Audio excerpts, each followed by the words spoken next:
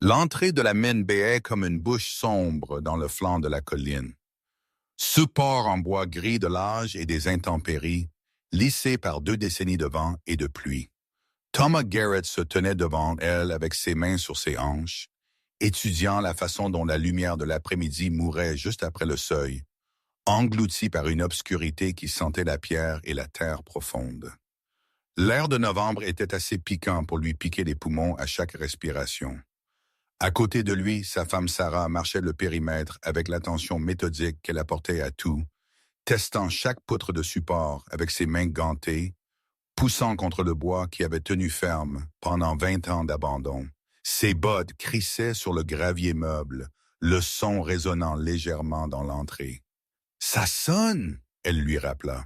Étonnamment solide, Thomas tira l'acte de sa poche de manteau, une seule feuille de papier qui leur avait coûté presque tout ce qu'ils avaient économisé en 3 ans de travail de ranch, blessant le bétail à travers la sécheresse et l'abondance, économisant chaque dollar de rechange.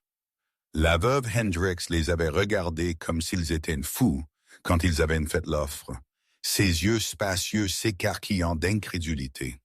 Une mine d'argent abandonnée avec des filons épuisés à 3 miles de la ville la plus proche de Prospect Creek, territoire du Colorado. Mais Thomas avait vu quelque chose dans les yeux de Sarah quand il l'avait exploré pour la première fois il y a 2 semaines. Le même regard qu'elle avait quand elle résolvait un problème avec des chevaux ou trouvait comment étirer les provisions pendant les mois maigres. « Dis-moi encore, » il dit. Sarah vint se tenir à côté de lui, son souffle faisant des nuages blancs dans l'air de novembre. Elle avait 32 ans, maigre et forte d'années de travail en extérieur, son visage bronzé et tacheté de rousseur, les cheveux noirs tirés en arrière sous un chapeau de laine pratique. La température, elle dit, à 30 pieds à l'intérieur, c'est la même que ce soit l'été ou l'hiver. J'ai lu à ce sujet dans ce journal minier. La terre isole reste autour de 50 degrés toute l'année. 50 degrés est froid pour vivre. 50 degrés est parfait pour le stockage. Et nous construisons des quartiers d'habitation à l'entrée où nous pouvons les chauffer. Mais plus loin, elle fit un geste vers l'obscurité. Nous creusons des chambres de stockage appropriées. Boîtes froides naturelles qui ne gèlent jamais, ne se gâtent jamais. Pas de glace à couper. Pas de vendeurs de racines qui inondent ou s'effondrent. Thomas regarda sa femme avec l'admiration tranquille qui n'avait jamais faibli en leurs 8 ans de mariage. Là où d'autres gens voyaient un trou épuisé dans ce sol, Sarah voyait une possibilité. Les voisins vont penser que nous avons perdu nos esprits. Qu'ils pensent, Sarah serra son bras. Nous avons 6 semaines avant que le vrai froid ne frappe, assez de temps pour le faire fonctionner. Ils commencèrent le lendemain matin à charger leur chariot avec des outils, du bois d'œuvre et des fournitures de la pension où ils avaient séjourné. Thomas avait travaillé dans des mines auparavant au Nevada et il se déplaça à travers le tunnel d'entrée avec une prudence exercée, lampe tenue haute, vérifiant l'air vicié et les roches instables. Le puits principal courait sur 120 pieds dans la montagne avant de se ramifier en galeries épuisées. Les supports en bois étaient en cèdre, chers quand ils avaient été installés, mais toujours solides. L'infiltration d'eau était minimale. Juste une légère humidité sur les murs de pierre qui parlait d'un bon drainage quelque part plus profond dans la montagne ici, Thomas dit, à environ 40 pieds de l'intérieur où le tunnel s'élargissait, en ce qui avait été une zone de rassemblement. Nous construisons les quartiers d'habitation ici, assez près de l'entrée pour la lumière et l'air, assez loin pour que l'isolation de la terre aide. Sarah tint sa lampe en l'air, examinant l'espace, peut-être 15 pieds de large, 20 pieds de profondeur, le plafond un confortable 8 pieds de haut.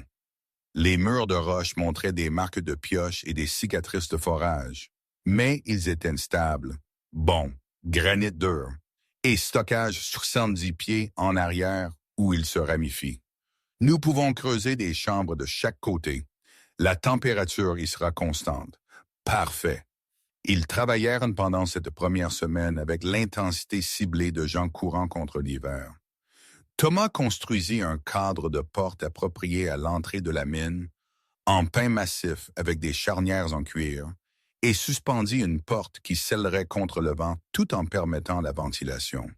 Sarah construisit des murs intérieurs pour les quartiers d'habitation en utilisant du bois de récupération d'un ancien bureau minier, créant une pièce à l'intérieur du tunnel qui pourrait être chauffée efficacement.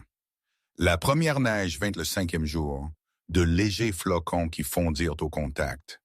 Ils étaient à l'intérieur quand ça commença. Thomas construisant un petit poêle de cuisine pendant que Sarah mélangeait du mortier pour un foyer en pierre. « Nous devons visiter la ville bientôt, Sarah dit. Laissez les gens savoir ce que nous faisons avant que les commérages ne deviennent trop fous. » Trop tard pour ça, Thomas répondit avec un léger sourire. J'ai rencontré Jacobson à la scierie. Il a demandé si nous avions l'intention d'hiberner comme des ours. Sarah rit. Qu'est-ce que tu lui as dit? Que c'était plus chaud que sa grange de maison pleine de courants d'air. À la fin de la 2e semaine, ils avaient établi des quartiers d'habitation de base. Les murs étaient finis, le sol nivelé avec des planches sur du gravier, et le poêle de cuisine installé avec une cheminée appropriée qui ventilait à travers un puits foré à la surface. Un cadre de lit, une table, 2 chaises et des étagères pour leurs affaires rendaient l'espace étonnamment chaleureux, malgré être à 40 pieds sous terre. Mais le vrai travail se passait plus profond dans le tunnel. Thomas passa ses jours avec pioche et pelle, élargissant soigneusement 2 chambres latérales du tunnel principal. Sarah travaillait à côté de lui à transporter des roches, construisant des systèmes d'étagères en bois d'œuvre et concevant un système de ventilation qui garderait l'air en mouvement sans laisser entrer l'air chaud de surface qui ruinerait la température constante. Ils travaillaient là-dessus quand ils entendirent des voix à l'entrée. Thomas posa ses outils et marcha vers la lumière, trouvant 3 hommes silhouettés dans l'embrasure. Lars Jacobson, Henry Chen du magasin général et le vieux Peter Morrison, qui tenait le seul hôtel de la ville. Après-midi, Thomas dit, essuyant la poussière de roche de ses mains. « Entendu que vous 2 viviez réellement ici, Jacobson dit, son ton pris entre curiosité et incrédulité. Voulez voir par nous-mêmes. Entrez, Sarah appela de plus profond dans ce tunnel. Attention à vos têtes et surveillez vos pas. Les 3 hommes suivirent Thomas dans les quartiers des habitations, leurs expressions passant du scepticisme à la surprise alors qu'ils examinaient l'espace rangé, chaud du poêle, éclairé par des lampes à huile, ressemblant plus à une cabane qu'à une grotte. « Eh bien, je serai damné, » Morrison dit. « Vous l'avez réellement rendu vivable. »« Plus que vivable, » Sarah dit, émergeant du tunnel arrière avec de la poussière de roche dans ses cheveux. Thomas, montre-leur les chambres de stockage. Ils marchèrent plus profond dans la mine, les lampes projetant des ombres dansantes sur les murs. À 70 pieds de l'intérieur, Thomas fit un geste vers les 2 chambres latérales, chacune maintenant d'environ 12 pieds carrés, avec des sols lisses et des étagères déjà installées. « Sentez l'air, » Thomas dit. Henry Chen fronça les sourcils, puis la compréhension apparut sur son visage. « C'est plus chaud ici derrière qu'à l'extérieur, mais plus frais qu'à l'avant. »« Environ 50 degrés, » Sarah dit. « Anne, c'est comme les esprits se travaillent. La terre isole, assez froid pour garder les aliments frais, assez chaud pour que rien ne gèle, et sec. » Elle passa sa main le long d'une étagère. Pas de problème d'humidité comme dans les vendeurs de racines. C'est Jacobson fit une pause réfléchissante aux implications. C'est réellement ingénieux. C'est fou, Morrison dit. Mais il y avait du respect dans sa voix. Mais fou ingénieux. Après leur départ, Sarah se tourna vers Thomas avec un sourire montant. Ça s'est mieux passé que prévu. Wordle s'est répandu. Thomas dit, « Assurons-nous que nous sommes prêts à prouver que ça marche. » Décembre arriva dur et froid. La température chuta à 10 en dessous, puis 20. La neige s'empilait contre le flanc de la colline, mais à l'intérieur de la mine, la vie continuait avec un confort surprenant. Les quartiers d'habitation restaient chauds avec un minimum de bois. La terre derrière les murs retenant la chaleur comme une masse thermique. Thomas avait installé un petit poêle en fer que Sarah maintenait à combustion lente et régulière, utilisant moins d'un tiers du combustible qu'ils auraient eu besoin dans une cabane de surface. Mais ce furent les chambres de stockage qui prouvèrent le vrai triomphe. Sarah avait rempli les étagères avec tout ce qu'ils avaient conservé de l'automne. Légumes à racines, haricots secs, viande fumée, fruits confits, meules de fromage, barils de farine et de semoule de maïs. La température constante de 50 degrés gardait tout parfaitement. Pas assez froid pour geler les articles délicats, pas assez chaud pour la détérioration. Ils le testèrent méthodiquement. Les pommes restèrent croquantes pendant des semaines. Les pommes de terre ne germèrent pas. Les carottes restèrent fermes. La viande fumée vieillit magnifiquement dans l'air sec. Même leur beurre stocké dans des crocs resta frais sans rancer.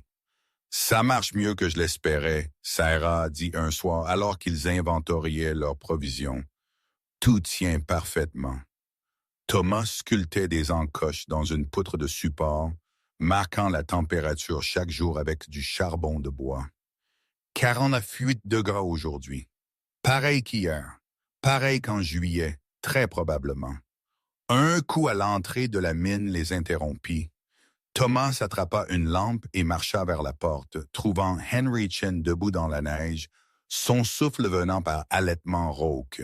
« Désolé de déranger, » Henry dit, tapant des pieds. « Mais j'ai un problème. Mon vendeur de racines a gelé. Le sol était trop humide quand je l'ai creusé. Et maintenant, il fit un geste impuissant. Tout est ruiné. 2 mois de nourriture conservée juste partis. » Sarah apparut derrière Thomas. « Combien as-tu besoin de stocker? »« Je ne veux pas imposer, Henry. » Sarah interrompit doucement. « Combien? » 6 caisses, peut-être 7. Principalement des légumes et un peu de viande conservée. « Apporte-les demain, » Thomas dit. « Nous ferons de la place. » Après le départ d'Henry, Sarah se tourna vers Thomas avec une expression pensive. « Cela va arriver à d'autres. C'est un gel intense dehors et ce n'est que décembre. » Elle avait raison. Au cours des 2 semaines suivantes, plus de voisins apparurent à leur porte. Les Henderson perdirent toute leur récolte de pommes de terre quand leur vendeur s'effondra sous le poids de la neige et de la terre gelée. Les produits secs de la famille Morrison se gâtèrent quand le toit de leur hangar de stockage s'effondra, exposant tout à l'humidité. Le beurre et le fromage de la famille Chen devinrent rances dans leur cuisine chaude, le seul endroit où ils pouvaient les garder de geler solidement. Thomas et Sarah firent de la place pour tout cela. Ils réorganisèrent leur chambre de stockage, construisant des étagères supplémentaires, marquant clairement les biens de chaque famille, tenant des registres méticuleux.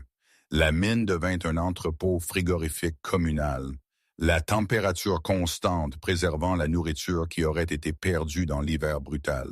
« Nous devrions facturer quelque chose, » Thomas dit un soir alors qu'il réarrangeait encore les provisions d'une autre famille.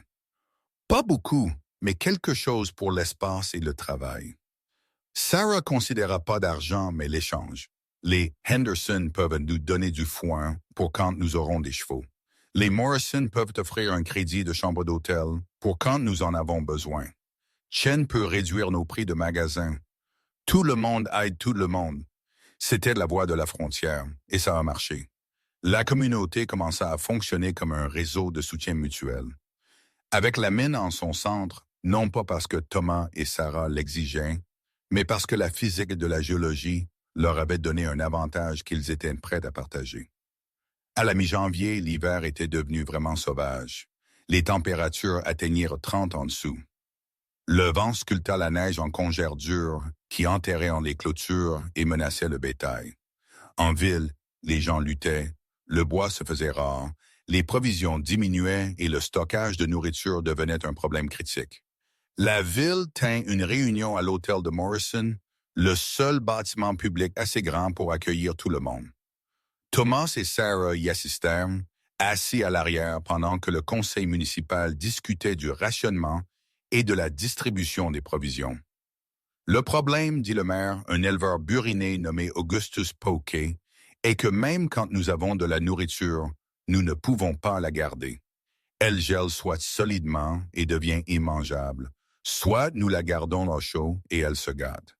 Les Jacobson perdirent 15 livres de lard salé la semaine dernière. Qu'en est-il de la mine des Garrett? Quelqu'un appela du milieu de la pièce. Toutes les têtes se tournèrent. Sarah sentit le poids de 30 paires d'yeux. Nous stockons déjà pour plusieurs familles, Sarah dit debout. Ça fonctionne bien. La température reste constante. Rien ne gèle. Rien ne se gâte. Combien de places avez-vous? Pogue demanda. Thomas se tint à côté de sa femme. Les 2 chambres que nous avons finies peuvent contenir ce que nous avons maintenant, plus probablement le double. Mais il y a 3 autres tunnels ramifiés que nous n'avons pas touchés. Si nous les agrandissions, les étaillions correctement et construisions des étagères, il calcula mentalement. Pourrait stocker des provisions pour toute la ville, je dirais. La pièce éclata en conversation. Certaines personnes avaient l'air pleines d'espoir, d'autres sceptiques, quelques-unes ouvertement dédaigneuses. C'est une mine, Jacobson dit. Les mines s'effondrent. Vous voulez que nous risquions notre nourriture, notre survie sur une roche qui pourrait tomber à tout moment. Poutre en cèdre de 1857, Thomas dit calmement. Toujours solide. J'ai vérifié chaque support, renforcé là où c'était nécessaire. Le granit stable. Nous pourrions probablement stocker des provisions là pendant 20 ans sans problème. Mais vous ne l'avez acheté qu'il y a 2 mois. Quelqu'un d'autre dit. Et vous voulez l'agrandir maintenant dans le pire hiver que nous ayons eu en une décennie. Oui, Sarah dit simplement parce que maintenant les gens perdent de la nourriture qu'ils ne peuvent pas se permettre de perdre. Nous avons une solution qui marche. Nous pouvons l'agrandir en 1 semaine si les gens aident avec le travail. Polk regarda autour de la pièce lisant l'humeur, tous en faveur d'organiser une équipe de travail pour agrandir le stockage de la mine. Les mains se levèrent lentement au début, puis plus sûrement. Ce n'était pas unanime, mais c'était suffisant. L'équipe de travail commença 3 jours plus tard par un matin clair et brutalement froid. 15 hommes et femmes se présentèrent à l'entrée de la mine juste après l'aube, apportant outils, bois d'œuvre et détermination, malgré des doigts qui faisaient mal de froid, même à l'intérieur de gants épais. De la vapeur s'élevait des narines des chevaux alors qu'ils se tenaient attachés au poteau d'attache que Thomas avait installé. Le son des voix et des outils résonnait étrangement dans l'air gelé. Thomas les organisa en équipe, certains pour l'excavation, ébréchant et transportant soigneusement la roche, certains pour le travail du bois, coupant et ajustant les supports, certains pour construire des étagères et des systèmes organisationnels, mesurant et sciant avec une efficacité exercée. La mine devint une ruche d'activités ciblées, lampes projetant des ombres dansantes sur les murs, le son des marteaux et le raclement des pelles créant un rythme de progrès. Sarah dirigeait le trafic, se déplaçant entre les groupes, résolvant les problèmes à mesure qu'ils survenaient.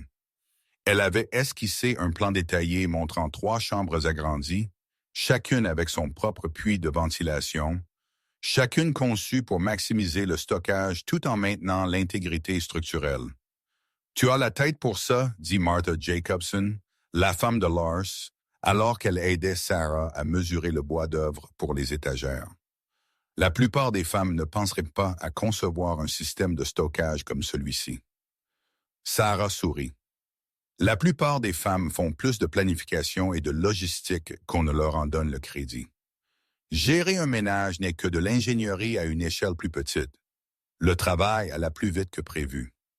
À la fin du premier jour, ils avaient excavé et étayé la première nouvelle chambre. À la fin du 3e jour, les 3 étaient encadrés et prêtes pour les étagères. À la fin de la semaine, la mine s'était transformée en une installation de stockage frigorifique organisée, efficace, capable de contenir des provisions pour 200 personnes. Ils tinrent une autre réunion pour établir des règles. Chaque famille aurait un espace d'étagère désigné, marqué et enregistré. Sarah maintiendrait un registre suivant ce qui entrait et ce qui sortait. En échange de stockage, les familles contribueraient à l'entretien, du bois de chauffage pour les quartiers d'habitation, de l'huile pour les lampes, du travail pour les réparations. C'est comme une banque, Henry Chen dit. Mais pour la nourriture au lieu de l'argent, un bien commun, Sarah corrigea. Nous contribuons tous. Nous bénéficions tous. Le vrai test vint fin janvier quand un système de tempête s'installa sur la région et refusa de bouger. Pendant 12 jours, la neige tomba continuellement, pas les doux flocons du début de l'hiver, mais des nappes blanches et chassantes qui obscurcissaient le monde au-delà de 10 pieds. La température chuta à 40 en dessous, assez froid pour que la salive gèle avant de toucher le sol, assez froid pour que la laine forme des cristaux de glace et des barbes, et sur les cols de manteaux. Le vent hurlait à travers la ville avec assez de force pour arracher les bardeaux des toits et briser les fenêtres. Le son comme une chose vivante criant sa rage au monde. Des congères s'empilaient à 15 pieds de haut contre des bâtiments. La rue principale devint un canyon de blanc. Les gens se retirèrent chez eux et attendirent que ça passe, brûlant du bois de chauffage à un rythme alarmant, rationnant la nourriture et se demandant combien de temps le siège durerait. Mais la nourriture devint un problème critique.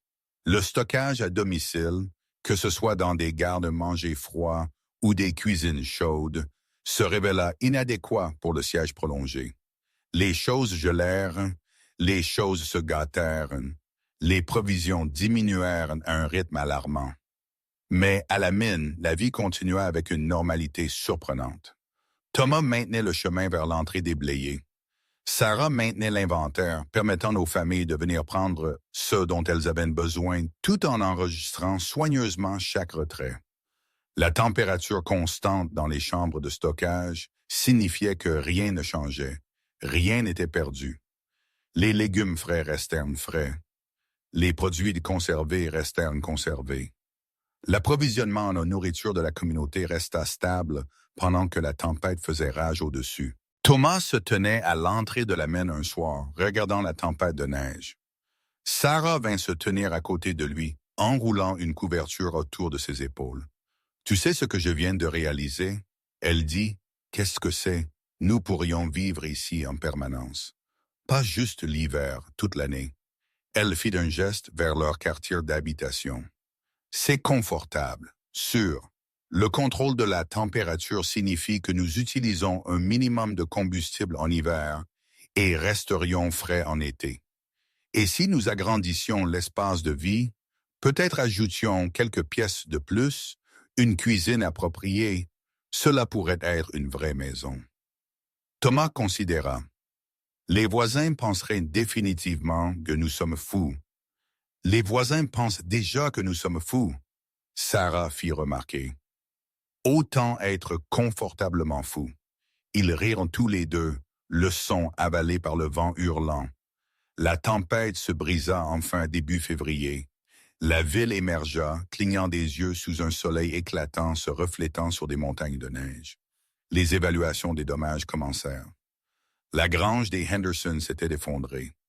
3 familles avaient perdu leur toit. Le hangar de stockage du magasin général fut une perte totale, mais le coût humain avait été minimal, largement parce que personne n'avait souffert de la faim.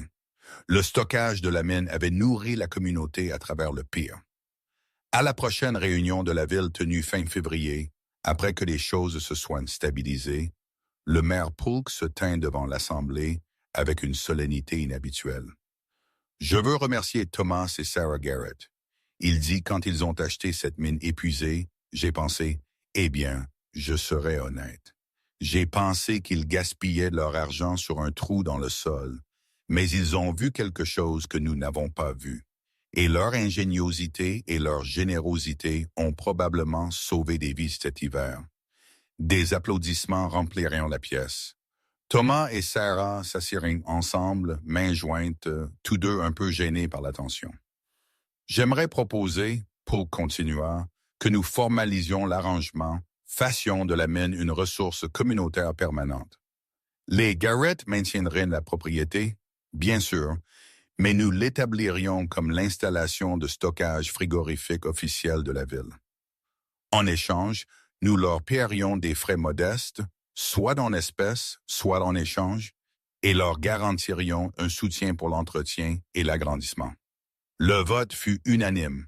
Le printemps vint lentement aux montagnes du Colorado, réticent et hésitant. La neige fondit par incréments à contre-cœur, révélant la terre brune et l'herbe morte en dessous. Le sol dégela de haut en bas, créant une brève saison de boue qui rendait chaque voyage en ville une épreuve. Mais la vie revint, des oiseaux chantant dans les pins, de l'eau s'écoulant le long du flanc de la colline, l'odeur verte et piquante de la nouvelle croissance commençant à émerger. Et Thomas et Sarah commencèrent à planifier leur expansion.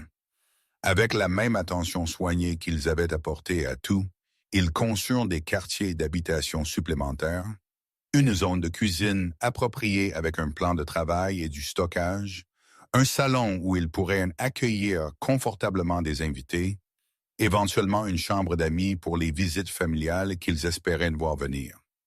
Ils creusèrent un puits à l'intérieur d'un des tunnels plus profonds, faisant venir un puisacier expérimenté qui leur apprit à suivre les veines d'eau dans la roche. Trouvant de l'eau propre à 60 pieds qui goûtait douce et froide, ils installèrent une meilleure ventilation en utilisant les principes que Sarah avait appris des journaux miniers, amenant de l'air frais à travers des puits soigneusement positionnés, tout en maintenant des systèmes de pression qui empêchaient le compromis de température dans des zones de stockage. Chaque amélioration fut testée, mesurée, ajustée. Rien ne fut laissé au hasard.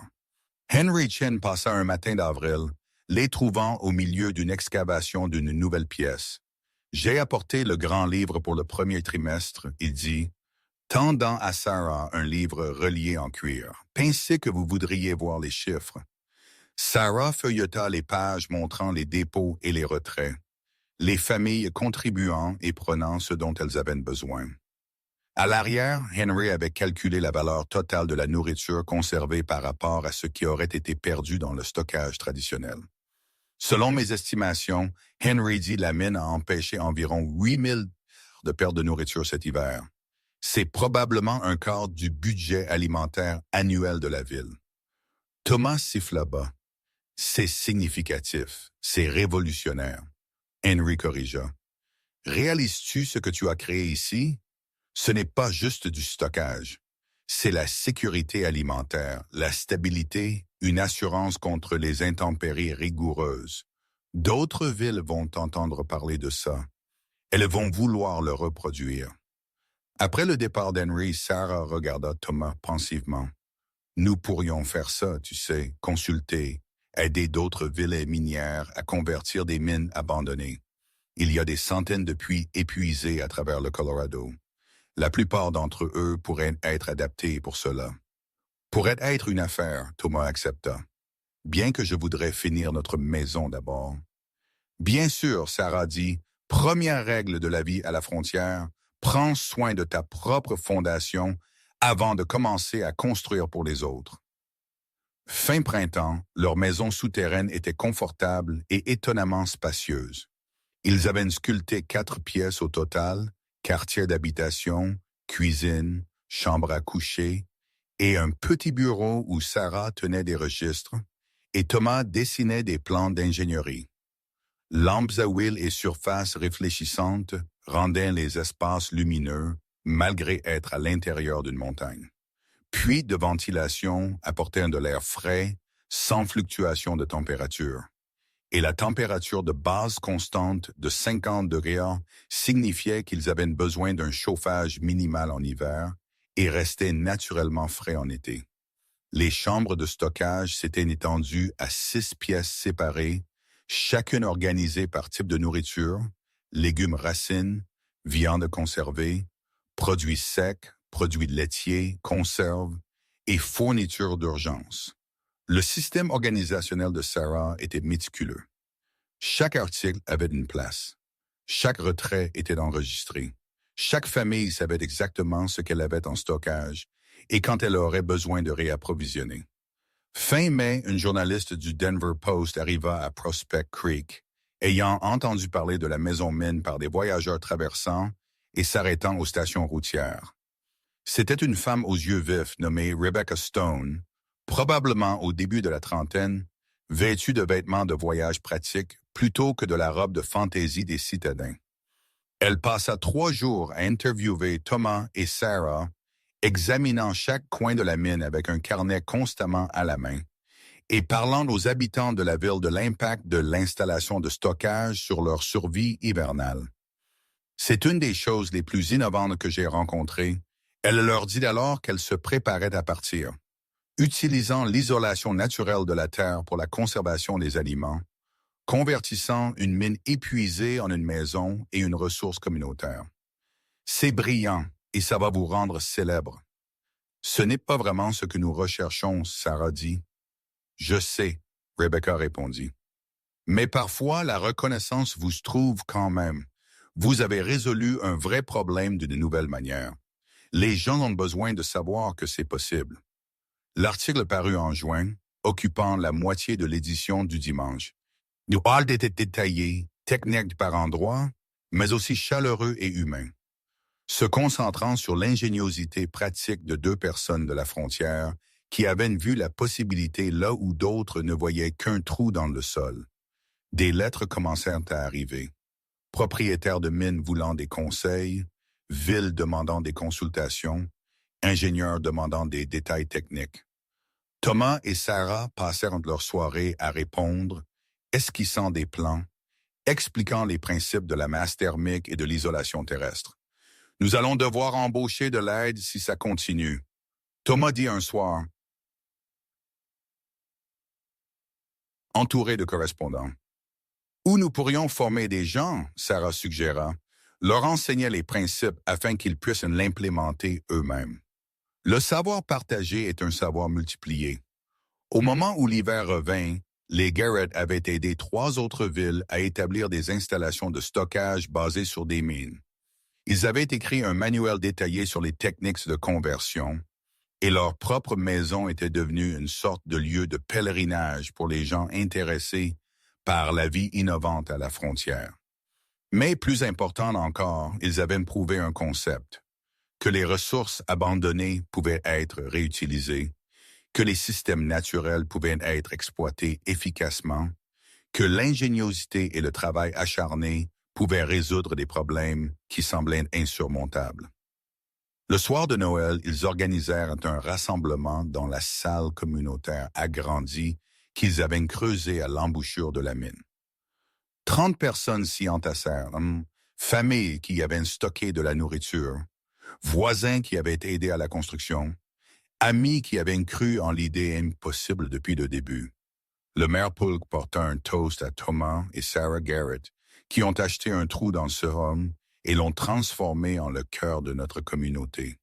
Les verres tintèrent, les gens applaudirent, et Sarah regarda Thomas avec la même satisfaction tranquille qu'elle avait montrée ce premier jour debout devant l'entrée de la mine.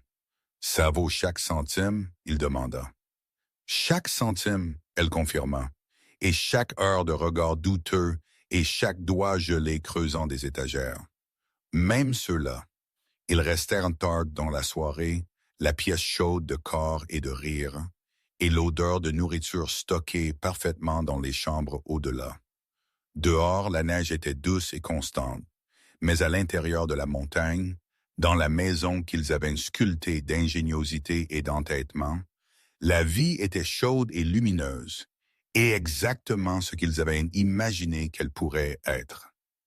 Thomas se tint à l'entrée plus tard après que la plupart des invités soient partis, regardant la vallée couverte de neige. Sarah vint le rejoindre comme elle le faisait toujours. « Manques-tu jamais la vie en surface ?» Elle demanda, il considéra. « Parfois, il me manque de voir le lever du soleil du lit. » « Mais non, pas vraiment. Ça se sent juste, comme si nous faisions partie de la montagne au lieu d'être juste au-dessus. La communauté pense que nous sommes excentriques. Laissez-les penser, nous sommes au chaud, nous sommes confortables, et nous avons le meilleur stockage de nourriture en 3 comtés. » Sarah rit. Les choses que nous valorisons à l'âge moyen. Les choses que nous aurions toujours dû valoriser, Thomas corrigea. Sécurité, stabilité, la capacité d'aider les autres.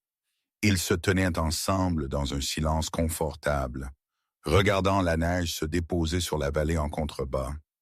Derrière eux, la mine s'étendait profondément dans la montagne, des pièces sculptées avec but, des chambres remplies de ressources communautaires, une maison construite de vision et de travail acharné. Le monde d'en haut avait dit que ça ne pouvait pas être fait, qu'une mine était pour l'extraction, pas l'habitation, que la terre et la pierre n'étaient pas censées abriter les vivants. Mais Thomas et Sarah avaient regardé la même entrée sombre que tout le monde avait écartée et vu quelque chose de différent. Ils avaient vu la possibilité, ils avaient vu la solution, ils avaient vu une maison, et ils avaient eu raison. La montagne les tenait doucement, 50 degrés et stable, chaud en hiver et frais en été. Une maison sous la terre qui tiendrait pour des générations. Preuve que parfois le meilleur abri n'est pas ce que vous construisez au-dessus du monde, mais ce que vous sculptez à l'intérieur.